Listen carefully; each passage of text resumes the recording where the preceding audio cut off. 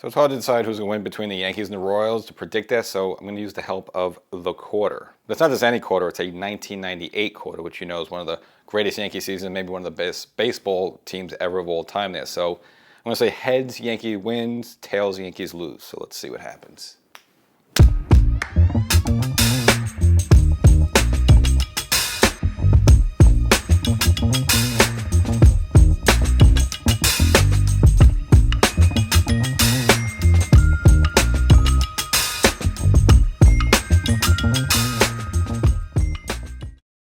Welcome to Section 420, Talkin Yankees. Well, the postseason's on the way, but of course, you as a Yankee fan, you're probably just a little bit interested in the ALDS between the Yankees and the Royals. First two games already in the books there at Yankee Stadium. And of course, a 1-1 split of that series as it now moves over to Kansas City, where the next two games go there, and if necessary, maybe come back to the Bronx for a Game 5 there. So we'll dissect the series up to this point. Both games 1 and 2, we'll do a deep dive, the good stuff, the bad stuff, the stuff, we really need to see going to happen. Get into the whole thing there. Took down a lot of notes for you, during and after the game here. So we're going to go to the sheet a lot there, but go say, I didn't want to forget these pointers there. So going to drop all that on you there. But of course, Yankee fans are a little bit worried because the three highest paid players the Yankees have, Rodon, Cole, and Judge, so far haven't been doing a great job in the series. But again, I think we'll get a little bit better, but we'll get into that whole thing. And I'll kind of give my outlook what's going to happen in Game 3 there. Again, Boone kind of pulling a little surprising news on Yankee fans, not expected there. We'll look at that as well as how I think the rest of the series will go the rest of the way there. So a lot of good stuff to cover. We're going to go over, again, the games that have already been played. I know, so why would you do that? But there's a lot of takeaways because there are a lot of things that we didn't expect to have to happen and vice versa. So I think it's good and important to acknowledge that. And of course, we'll see how the series is going to go moving forward there. So a lot of good stuff for you to get into there. I know some Yankee fans are panicky a little bit, but I think this episode will get you off the ledge a little bit. So it's an important episode. So make sure, if you haven't seen this for the first time, you haven't subscribed to this channel here on YouTube, subscribe now. But as you may know, there's also an audio podcast version of the show. So if you want to get my takes and my little pointers after each of these games more quickly, then what you want to do is go wherever you get your favorite podcast. I don't know where it is, but wherever you get a podcast, look for Section 420 Talkin Yankees, the podcast. Subscribe there. As mentioned before, on YouTube, you should subscribe there. And if you're watching on TV, again, I'm on the internet. I'm on wherever you get your podcast. Look for Section 420 Talkin Yankees. Subscribe to everything. So I guess we'll roll it back a little bit, before the series even start here. We mentioned that this, for the Yankee fans, a dream come true, just the way these playoffs brackets worked out here. Of course, the Yankees had the first round bye there. And, between Kansas City and Baltimore, I expressed that, yes, if you're a Yankee fan, you did not want to see the Baltimore Orioles. So the fact that Kansas City swept them and got them out there quite quickly there, that's what you wanted. I know, be careful what you ask for. But again, I did not want the Yankees to face Baltimore. I think most of the Yankee fans would rather face Kansas City. So you got what you wanted there. And, of course, and in the other bracket there, Detroit surprising and knocking out Houston. That's obviously something you're looking down the road there, but you did not want to see Houston. So as we've all been saying, again, the Yankees have say it's easy peasy path to the championship, but much easier. It could have been much rougher than what we have right now in front of us there. So again, Kansas City, this is the matchup you wanted there. So now the Yankees got it. Now, as before, we even got started with the series, they announced the roster right before Game 1 there. And, not really a big surprise. Anthony Rizzo left off, which I kind of didn't expect him to be playing this game. Again, he had the fracture in his fourth and fifth fingers there. I don't see how you have such a quick turnaround at that. That was like the last or second last, game of the season. You figure something like that's going to take a while to heal. And again, they said even if the Yankees move on to the next round, he might be available. I just don't see his availability because, again, that's in his glove hand as well. So he's going to be taking those, smoking throws from like shortstop and third base there. And, I got to imagine that's quite painful there. So I didn't see him as a player in this series, and I just don't think he'll be a player the rest of the way there. But nevertheless, that's the book on Rizzo. And of course, they brought up Bryce there. But all they bringing up Bryce there, the surprising thing is that they didn't start him in this game. They actually went with Oswaldo Cabrera, which I was not expecting at all. I know we've seen Cabrera play a little bit first base. He can do it. I'm not saying it's impossible. He got some work there, but he's not an everyday first baseman. You'd rather have someone like Ben Rice, who, again, even though he's been up and down a little bit, but whether he's in the minors or whether he was here, he was playing first base every day. He's been playing first base for a couple of years now. You'd rather have that sure-handed defense versus Cabrera a little bit, who's, again, he can handle ground balls. He's an infielder, okay there, but again, not a ton of experience at first base there. I'd rather have the experience, but nevertheless, no. Boone kind of surprised everybody going Oswaldo Cabrera at first base. And the other thing a little surprising, which I don't think was surprised, but a little controversial, which I didn't think was a big deal, is that the fact the Yankees left Stroman off the roster completely for this round, which I don't see what the big deal was. Because number one, He wasn't going to start. You only needed 3 starters for the series, with all the built-in off days between games 1 and 2, and 2 and 3 there. So you would have extra off days where you didn't need a 4-man rotation. And if that's the case, what are we going to use Stroman for? Obviously, you figure, all right, Cole's penciled in for game 1, Rodon for 2, and at least what we thought at this moment, Luis Heel for game 3. So where was Stroman going to pitch in that rotation? Was it? You weren't going to start Stroman, so you don't need him there. Stroman's not the type of guy you bring out of the bullpen that throws like 98, 99 miles per hour that you just, take him out in the 8th inning there and put him out there to like strike a couple guys out. He doesn't have that type of stuff. He's a good pitcher, but he just doesn't have that type of stuff. So you're not going to use him for that. So then what are you going to use him for? I mean, the only reason you would have him is if like Cole or Rodon gets smacked around the first or second inning, or they got hurt and you got to yank him out. All right, you want like a longer type of reliever or a starter who can give you like multiple innings there, so kill your bullpen. Okay, he'd make a case for them there. Or if you go into extra innings, you kind of spent your bullpen. Now you're in the 11th inning, and of course now in the postseason there's no ghost runner there, so some of these games could theoretically go 18 innings. Who knows there? So you'd want a starting pitcher who'd give you some length there. Okay, you would maybe use him for that, but in both those cases, it's a case between him and Clarke Schmidt. Well, Clarke Schmidt's been throwing the ball much better over the last month of the season there, so and Stroman's been struggling overall. I'm going to say Stroman's been garbage, but again, obviously his second half hasn't been great as his first half. Again, first month or two was great, but as his resume, his second half usually isn't that great, so you're not shocked there. They went with Clarke Schmidt over Stroman. So again, I didn't think that was controversial at all. I just thought that was a no-brainer there. But again, I was surprised that Boone went with Oswaldo Cabrera there at first base there. Now, the other question was going to be on the air is that now the Yankees with this long layoff and having the first round bye there, does that help you? Does that hurt you? Obviously, you go like a week and change without playing live action baseball against another team, and then you have all the workouts you want and simulated games and throwing live batting practice, but it's nothing like a real game now. Kansas City came off fresh there, obviously because they played in the first round against the Baltimore Orioles. Now they finished them off pretty quickly there, taking the first 2 games there, but still, the Yankees been laying around a little bit, and you would want to see, how that would affect the team. Would that affect Garrett Cole? Well, apparently it did, because as he came out there, even in the first inning, yes, he didn't throw a lot of pitches, but, Massey almost hit a home run to lead off the game. The second ball was smoked into center field there. Luckily, Judge just ran it down, but 3 hard-hit balls. I mean, you just heard it with the acoustics on TBS there. I was like, wow, Cole's getting hammered pretty hard there. You figure, all right, it's Garrett Cole. Maybe, again, he's a little rusty, but he'll knock that off in the first inning there. But Garrett Cole really now never really got into his game, never looked like himself, and he ended up getting smacked around a lot there. Again, this looked very un-Garrett Cole-like, and his line afterwards wasn't that great at all. So for Garrett there, so he only went 5 innings, gave up 7 hits, which is, again, 3 earned runs, only 4 strikeouts, and 2 walks. So he did not look like himself. So I would venture to say the layoff probably did not affect him, did not have a good effect on him with that there. For Cole. And, just you can see he was struggling out there. The body language wasn't good. And, of course, he had that long at-bat with Gurriel. It was like a 12-pitch at-bat there, which he ended up walking him. And I just knew it was going to happen. 2 outs, you give up a 2-out walk. It happens all the time in baseball. The next guy always hits a home run. Of course, right after that, Melendez hitting a home run up to that point there. So, again, not a good situation for Garrett Cole, in that first start. But, again, I used a lot of that with, him knocking off the rust a little bit there. So, I guess that's, kind of the preamble of that situation.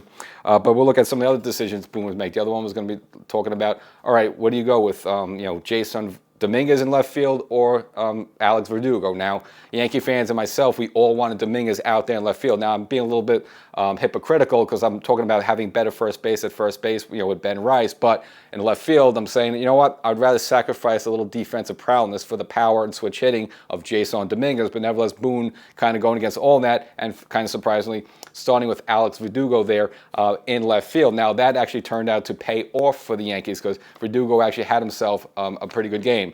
When Cole was struggling, with a couple of runners on, a little pop-up between third base and left field there. Verdugo able to run in, made the catch initially in fair territory. The ball rolled out a little bit as he slid into foul territory, but he was able to barehand it, got Cole out of a huge jam there. So I have to say, in that situation, does Jason Dominguez make that play? Probably not there. So, I got to say, Boone made the right call in that. And, of course, we all know with Verdugo later in the game getting the go-ahead hit for the Yankees, the big hit to put them ahead 6-5, and that would end up being your final score there. So, for all the Yankee fans and myself who wanted Jason Dominguez out there, he may not be able to deliver that on both ends there. So, hey, got to say, Boone actually made the right call on that one. And also, I guess, because we look at the, probably one of the big maybe takeaways of the game was Aaron Judge early on. Of course, first inning, the Yankees threatening there, second and third, nobody out. Aaron Judge comes up there, and we know the story on him the past couple of postseasons. Hasn't been great, specifically the 2022 one against Houston. He kind of looked like a deer in the headlights, and that's at the point where he was chasing the 62 home runs. He kind of got out of his game a little bit there, and he just wasn't the same player the rest of the way there. Now, yeah, he hit a little bit in the Cleveland series there. Did at least have a home run in Cleveland there, but that Houston series in 2022, he was absolutely terrible. I remember even that final game, Game 4 at Yankee Stadium, getting booed by the fans and making the last out there. And so something about Judge in the postseason, he just kind of that little deer, I don't know, it's just like a deer in the headlights look a little bit, and it seemed like he had that already there. Again, squandered the Yankees, as well as him and Wells after that, squandered the opportunity to at least get a lead in this game there, and that's something, a theme that will continue throughout the rest of Game 1 and a part of Game 2 there with Aaron Judge there. So that's something actually we didn't expect there, because he had a great season, had an MVP season. You like to carry that in the postseason, but so far at this point between 2 games of this year, it hasn't been there yet for Aaron Judge. And again, another pointed thing, which we knew he was going to start there, was, of course, Giancarlo Stanton. Now, himself, again, we all know the situation with him. He's a DH. He can't run hard. Now, those 2 spots in this game where he cost the Yankees 2 runs. So he did work a walk in this game. Great. Congratulations for him. But with 2 outs, Oswaldo Cabrera up. Now, of course, 2 outs on contact, you're running. So here's a situation where Giancarlo Stanton was running. Oswaldo Cabrera hits a double into the right field there. Now, any other player is able to score, would be able to score in this situation. But Stanton, again, the ball was kicking around out there for a while there. So again, any other major league would probably have enough time to go around to score from home there. But of course, it's Stanton, at best, he was only able to go to third base. And as actually Oswaldo Cabrera was running behind him, he had to stop at second. Otherwise, he probably would have surpassed Stanton if they both were trying to go home there. Again, that's kind of how slow Stanton was. And that would be something that would be picked up later on, throughout the afterwards like that. And I'll kind of get into it afterwards. But that was one run that Stanton cost the Yankees in that spot. Another spot there with a runner on third base. Stanton did chop the ball to the third base there. Garcia kind of ate him up a little bit. He was on the floor. Now, again, since he was on the floor, it took him time to get upset and throw there. Probably 80% of major leaguers out there would be able to beat the ball at first base, but because it's Stanton slow, Stanton made a good go of it, but he was out by a foot more or less, like there where probably anyone else was safe. Now, if he would have been called safe there, the runner from third came home, that would have been another run for the Yankees. So that's a situation where Stanton cost the Yankees 2 runs just from his ability not to run hard there. So something that the Yankees have to maybe look at moving forward there. Do you want to keep starting him in this game there, or maybe use another option, such as maybe like Jason Dominguez is example for left field? I mean, the conversation was always Verdugo or Jason Dominguez for left field, but maybe now the conversation should be DH. If he can't run fully hard, I know he has the bat and he could crush him. If he gets into a ball, yeah, he could still send it 450 feet. But you're still also missing out a lot of the parts of the games there, running the bases, dunkers and bleeders there, where you could get on other ways. And if you have a guy who's as stiff as a board, he can't run there. It's a bit of a head scratcher. So maybe the conversation moving forward is do you start Jason Dominguez as DH versus Giancarlo Stanton? They'll probably still go to Stanton, but nevertheless, you see what that happens when you have a slow runner there. Another key point of the game was the Volpe error. A throwing error there where, it was a runner on first base, a tough play at shortstop. I don't know if he would be able to get any of them out there. At best, in that case, if you want to, you maybe just go for the out at first base there just because it's less risky that you're going to have a bad throw. But nevertheless, he tries to get the out at second base, throws the ball past Gleyber Torres, ball kicks around a little bit. That allows runners to go second and third there. And at that point, Boone is forced to bring the infield in with Hill on the mound there, Tim Hill on the mound there, and then Hampton able to just single up the middle through the shortstop hole there. Now, you can't predict this. Now, if Boone has left the defense normally, if you have a normal defense at shortstop, that would have gone right to Volpe. He could have grabbed the ball, stepped on second base, and throw to first. You probably would have gotten out of that jam. But because the infield is in, it's a single up the middle, 2-run score there. So the Yankees not only squander some opportunities early in the game by leaving runners on the base, but they actually gave the Royals 2 runs there with that error there. So it's kind of judge, if you want to take that a good way or a bad way. But that, again, that was a 2-run swing there by a bad throwing error by Volpe. But for the Yankees, what really saved their bacon in Game 1, though, was the walks by Kansas City, the Kansas City walks, where they issued 8 total walks in this game. And again, even though the Yankees handed the Royals a gift there with that 2-run, would ultimately end up costing a 2-run error there by Volpe, even though he wasn't charged with the 2 runs, but nevertheless, but what really saved the Yankees' bacon was the Royals bullpen in this game, who were not sharp at all, which you'd figure you wouldn't expect that, because you figure Royals has played the Orioles just a couple days before that. They were a little bit fresher, a little bit more battle tested. You would think they would be sharper with their pitchers, right? But versus the other way around. It was actually the Yankee bullpen. Really, the first 2 games actually outshined the Royals bullpen, but it was that big inning in the 5th there. You had, which almost never happens, you had 2 runs scored from a bases loaded walk, one from Volpe and one from Austin Wells, and Wells had himself quite a game there. Again, I mentioned before, the total 8 walks given, and when you give up 8 walks in a playoff game like that, usually you don't win those games. Same way with the Yankees a little bit too, though. If you leave so many ducks on the pond like that, with runners in scoring position, you don't come through, you usually lose that game, but I guess, the 2 might have canceled each other out there. But so that's why Volpe, I don't want to be too harsh on him with that throwing error, because again, he did have, and overall he's looked, in these 2 games pretty good. They doesn't, this is his first time doing this. I mean, it doesn't look like, he can't step up to the moment. So, it was a good at bat there. He was able to draw a walk and, bring in a run that way. So it's like, you give him a slap in the hand that way, but you have to congratulate him there. But that 5th inning for the Yankees, with those bases loaded walks, just kept them in there. Now, they should have put up more of a crooked number. And that should have been a big inning for them, where they should be able to put the game away at that point. But no, they kept it close at that juncture there. And another thing, before we even started the series, I always mentioned that what would be some of the Yankees vulnerabilities. Now, I mentioned that I think the bullpen was going to be the case, but in the first 2 games, that's not been the case. In fact, the Yankee bullpen has actually been their strong point, probably, if you look at all the other positions, everything else going on right now to this point there. So, I was wrong on that bun. But I would almost take a 50-50 shot at Jazz Chisholm Jr. there, because I figured, look, yes, the Yankees played him in like 40-something games there, but this is the first time doing it in the postseason. How we perform now. Game 1, he wasn't that bad, actually. He did have a hopper by Salvador Perez that luckily the ball bounced in the glove there. Otherwise, it almost went under his glove and could have went into left field. That could have been a problem there. But he made that play. He made a couple of strong throws there. So he at least held down the fort. They did a good job in Game 1. Not much the case in Game 2, but we'll get into that next. But again, a little bit. But what saved the bacon a little bit has been Oswaldo Cabrera there, who, again, I thought would be a liability at first base. But he actually did make a couple of good plays, actually stretching his body out a few times to save one of those Jazz throws to record the out there. So it almost like, Jazz almost had to throw those almost offline there. So even though Cabrera, again, I like the idea, but you can't complain about him. He didn't bobble the ball. He didn't botch anything. And I think Boone put his neck out there a little bit just by starting him in a playoff game like that. What could be for the final season as Boone is the manager. Again, if he put him out there and Oswaldo Cabrera just had a terrible game there, like they almost could have cost Boone his job there. But nevertheless, Cabrera came through with him on that one.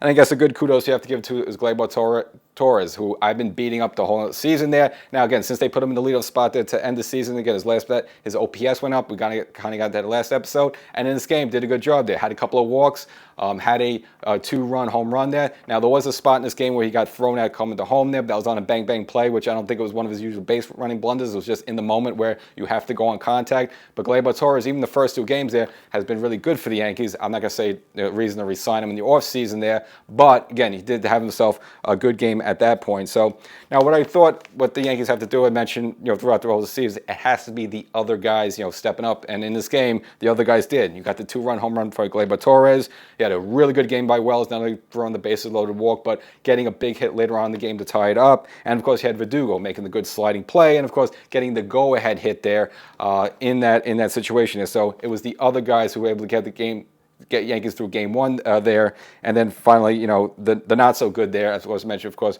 was Aaron Judge. Again, just had that striking out, not looking himself, pressing, and again, have run-ins on the pond there and not coming through. And again, that's something that seems between Game 1 and 2 is a problem for the big man. So that brings us to Game 2, and I gotta say, both nights though at Yankee Stadium, picture perfect with the weather there, and the Yankee Stadium crowd was actually into it from the first pitch, so they did their job in terms of creating the atmosphere for the players. Unfortunately, just some of them couldn't carry it all the way through, but of course the second game was started by Rodon, who, again, obviously couldn't pitch for the Yankees in the postseason last year because the Yankees didn't make the postseason. And so far, up this season, he's had a good year, but you can still search for that Yankee signature moment, which he hasn't had yet. And you figured a start like this, a strong start to back up what was not a good start by Kolek, would be there. Unfortunately, ended up not being the case. Now, when he came out that first inning there, he looked probably as good as he has all season there. Throwing 98 on the fastball and then getting some swings and misses on the slider there. Again, got a lot of strikeouts in this game, but unfortunately, his undoing was in the 4th inning, where for whatever reason, he ran out of gas. You just saw the fastball was going high on him. He was still throwing 98, but just didn't have the control. He didn't have any good control that he had in the first inning, or first inning a little bit in the second inning as well. Third inning sort of faltered a little bit, but it's just something that the fourth inning he hit the wall there. It started with, of course, the Salvador Perez home run. The guy's like 100 years old. Can you give a home run to anyone else but him? But nevertheless, falls behind there, and basically from that point, he was just singled to death. Had no walks in this game. They just basically singled to death. Got some by RBI singled by Pham Hampson, who's got somebody's like Mr. October right now. And even when they took Rodon out and Boone came with Ian Hamilton. Hamilton gives up a hit to Garcia, an RBI hit to put the Royals up 4-1. Now they would nail Garcia trying to get second there, but nevertheless, this wasn't really done by walks and home runs, stuff like that. They just basically singled Rodon to the death, and his line after this game wasn't good. Only 3 2/3 inning, couldn't even get out of the fourth inning there. Had 7 strikeouts. Again, he was striking a lot of guys out there.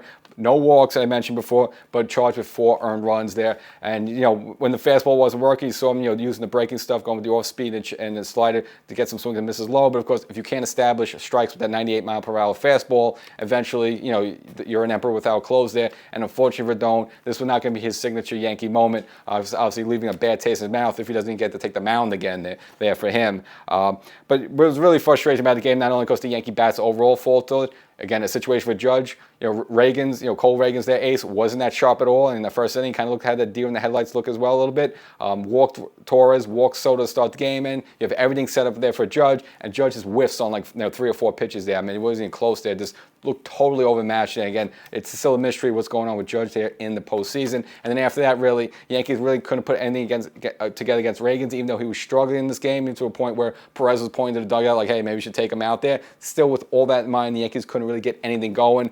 Stanton had that one sharp line into Garcia to Bobby Witt that ate him up there. So the Yankees were able to score Torres from second there. That was the lone run. That was it. Other than that, the Yankees gave really nothing until the 9th inning there, where the Yankees squandered it. An opportunity against Urseg. Even when the Yankees were down 4-1 there, I never felt they were totally out of it. If they could sort of get in the 8th and 9th inning, get the right guys up, they could put a rally together. And they had the opportunity. And Urseg, again, wasn't his sharp self there.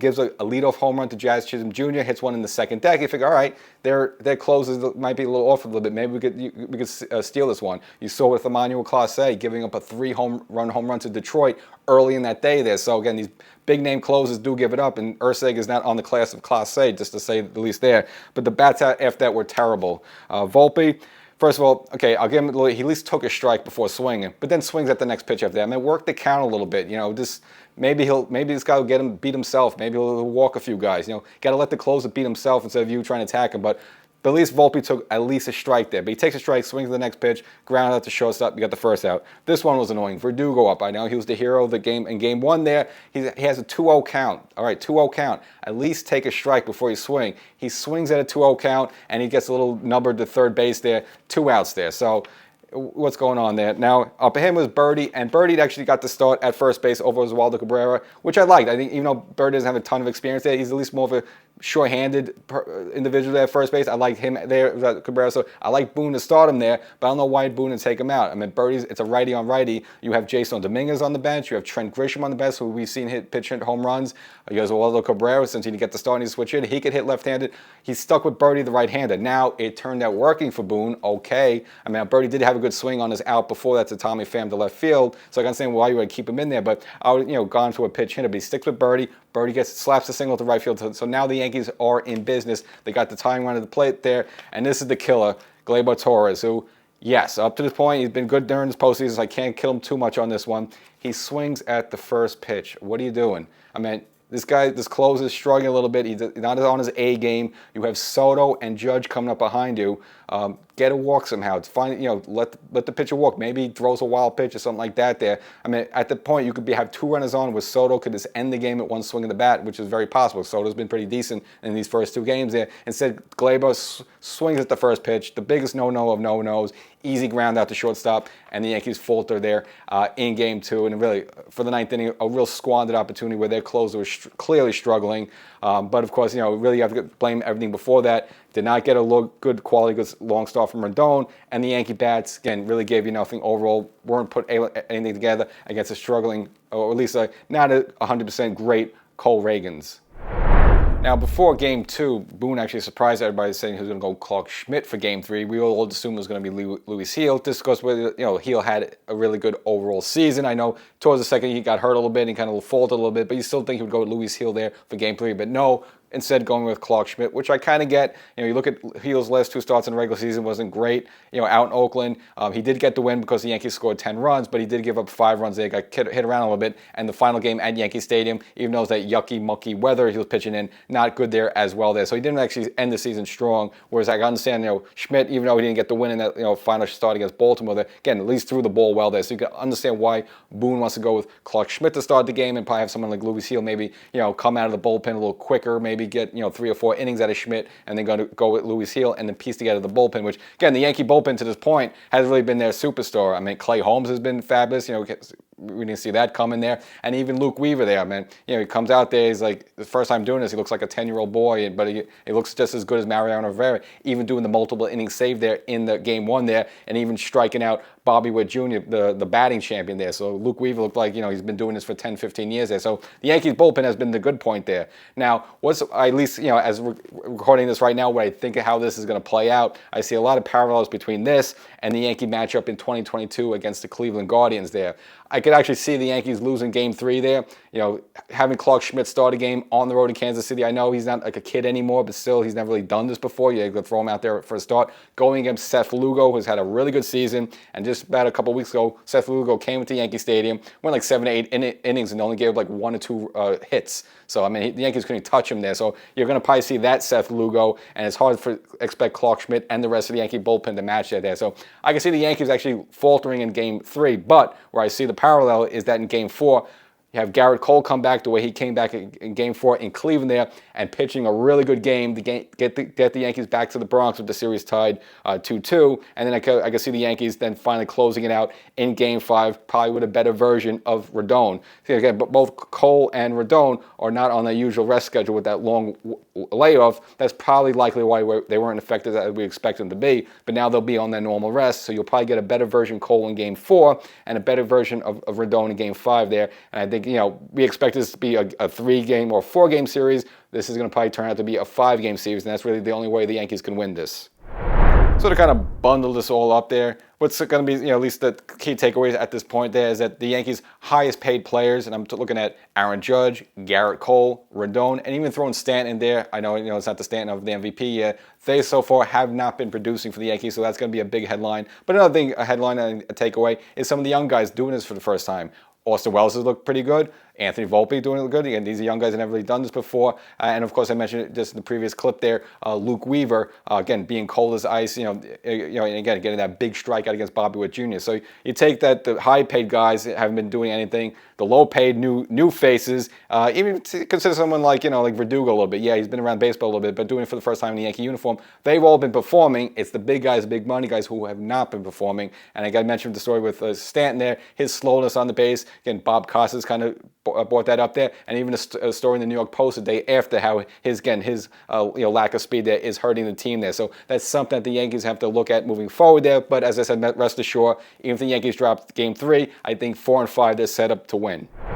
And a little, I guess, off the field, because we've been discussing a lot of on-the-field baseball, it has been the production of the postseason. Of course, that's by TBS. And kind of fans have kind of mixed feelings in terms of the broadcast team that gets assigned to this series, which has been Ron Darling, I guess, the Mets guy, and Bob Costas, who we know has been in baseball forever, even though he still looks like he's 25 years old. Now, nevertheless, the whole controversy is do we want these national guys who don't really know the teams that well because they don't really cover them on a day-to-day basis? I can see if Darling was, covering the Mets series against the Phillies, okay, that would kind of make a little bit of sense there. But, these are two national guys. Okay, Darling's a New York guy, so he knows what's kind of going on with the Yankees. And, of course, Bob Costas he's a jack of all trades. He's all over the place. He's kind of in and out of sports. So he's not on the day-to-day, map there. So does he what's going on with his team there? So do you want these guys calling the game? Now, actually, I like the idea. Now, I know Bob Costas in 2022 went a little bit overboard. He kind of said he kind of regretted his talking too many, telling too many Yankee stories there, and kind of got too much annoying. He hasn't been that bad this time around, and I kind of like the idea that guys aren't really familiar with the team, that kind of calling it there, so you kind of get an objective third-person view versus hearing the same voices you've been hearing for 162 games. So that's the episode. Make sure you subscribe to everything as I mentioned, and hopefully I'm right about the Yankees. Now, where's my quarter?